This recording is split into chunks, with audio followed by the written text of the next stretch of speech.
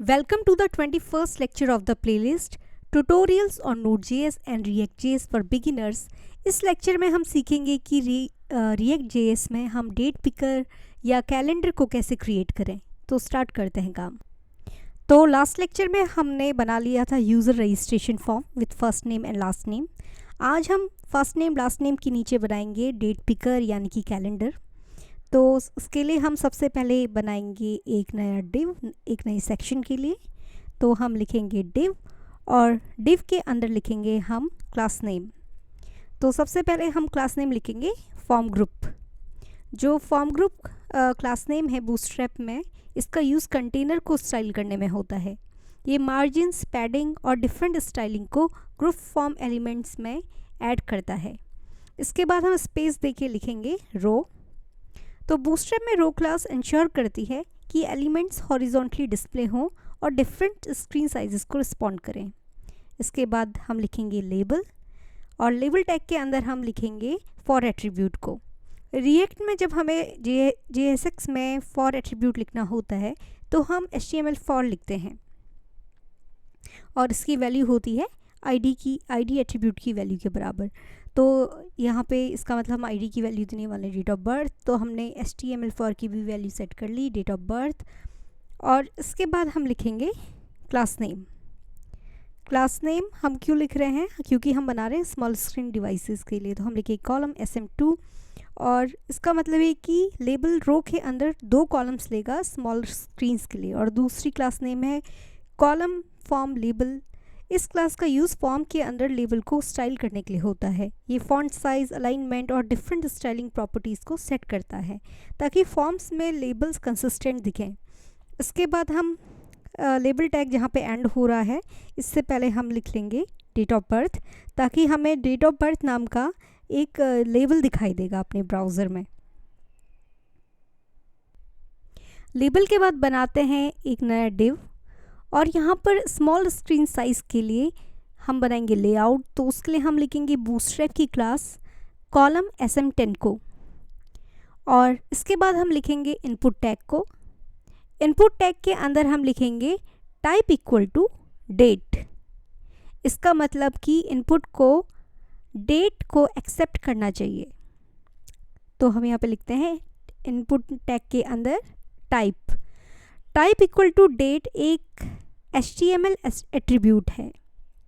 इसका use web forms के लिए इनपुट एलिमेंट्स में होता है। जब हम type equal to date type करते हैं एक इनपुट एलिमेंट में, तो एक डेट पिकर फील्ड क्रिएट हो जाता है जिससे कि यूज़र कैलेंडर से डेट सेलेक्ट कर सकता है। तो हमने टाइप इक्वल टू डेट लिख दिया, तो अब हमारा एक बन जाएगा कैलेंडर, एक डेट पिकर बन जाएगा हमारे ब्राउज़र में। इसके बाद हम लिखते हैं बूटस्ट्रैप की क्लास फॉर्म कंट्रोल को। ये जो CSS क्लास है फॉर्म कंट्रोल, ये इंश्योर करेगी कि इनपुट फील्ड की पूरी एप्लीकेशन में कंसिस्टेंट स्टाइलिंग हो। ये फॉर्म एलिमेंट्स को स्टाइल करने की बूटस्ट्रैप की बहुत ही कॉमन क्लास है। इसके बाद हम लिखेंगे ID को, ID equal to date of birth. उसकी वैल्यू वही होगी जो हमारी HTML फॉर की वैल्यू है, डेट ऑफ बर्थ। ये इनपुट के लिए एक यूनिक आइडेंटिफायर को प्रोवाइड करती है। अब हम लिखते हैं value equal to date of birth. जब हम value equal to date of birth लिखते हैं कर्ली ब्रेसेस में, तो हम रिएक्ट को बताते हैं कि इनपुट फील्ड की initial value date of birth variable की वैल्यू के बराबर होनी चाहिए। कर्ली ब्रेसेस इसलिए यूज़ किए जाते हैं ताकि डेट ऑफ बर्थ वेरिएबल की वैल्यू JSX में इंक्लूड हो सके। कर्ली ब्रेसेस का यूज़ जावास्क्रिप्ट एक्सप्रेशन को JSX में इंटीग्रेट करने के लिए होता है। अब लिखेंगे जावास्क्रिप्ट फंक्शन ऑन चेंज को और इस फंक्शन को हम एक इवेंट ऑब्जेक्ट पास करते हैं जिसको हम स्मॉल e से रिप्रेजेंट करेंगे और इवेंट ऑब्जेक्ट को बनाते हैं एक एरो फंक्शन। तो इसको एरो फंक्शन बनाने के लिए हम लिखेंगे इक्वल टू एरो का साइन। और अब जो हमारा ऑन चेंज फंक्शन है, इसको हम सेट करेंगे सेटर फंक्शन सेट DOB यानी कि डेट ऑफ बर्थ से। और setter function set date of birth के अंदर हम लिखेंगे e.target.value। e.target उस एलिमेंट को रेफ़र करता है जिसने इवेंट को ट्रिगर किया है। यहाँ इवेंट इनपुट फील्ड है जहां डेट ऑफ बर्थ को टाइप किया जाएगा, और डॉट वैल्यू इनपुट फील्ड की करंट वैल्यू को रिट्रीव करती है। यहाँ पर करंट वैल्यू होगी उस डेट ऑफ बर्थ की जो यूज़र कैलेंडर से पिक करेगा, डेट पिक करेगा। और जब भी हमारा जो सेटर फंक्शन है set date of birth call होगा न्यू वैल्यू से, तो जो हमारा स्टेट वेरिएबल है डेट ऑफ बर्थ वो भी अपडेट हो जाएगा और कंपोनेंट नई डेट ऑफ बर्थ की वैल्यू को रीरेंडर करेगा।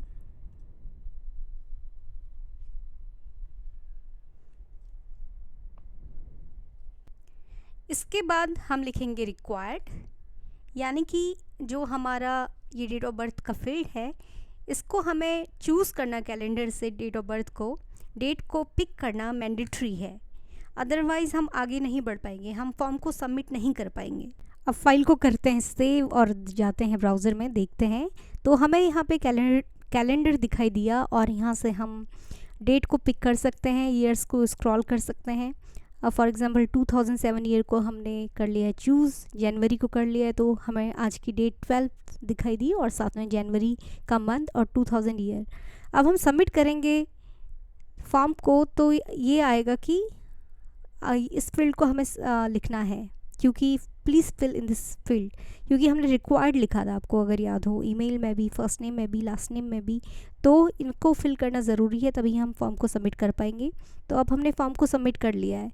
अगर आपने लास्ट लेक्चर में ध्यान दिया होगा तो हम जब फॉर्म को सबमिट कर रहे थे तो वहाँ पर एक अलर्ट आ रहा था, error submitting form please try again, क्योंकि उस टाइम मैंने बैकएंड का सर्वर स्टार्ट नहीं किया था। अभी अब देखिए जो हमारा ये जो चल रहा है ये चल रहा है 3001 में, लोकल 3001 पोर्ट में चल रहा है और 3000 में चल रहा है हमारा बैकएंड।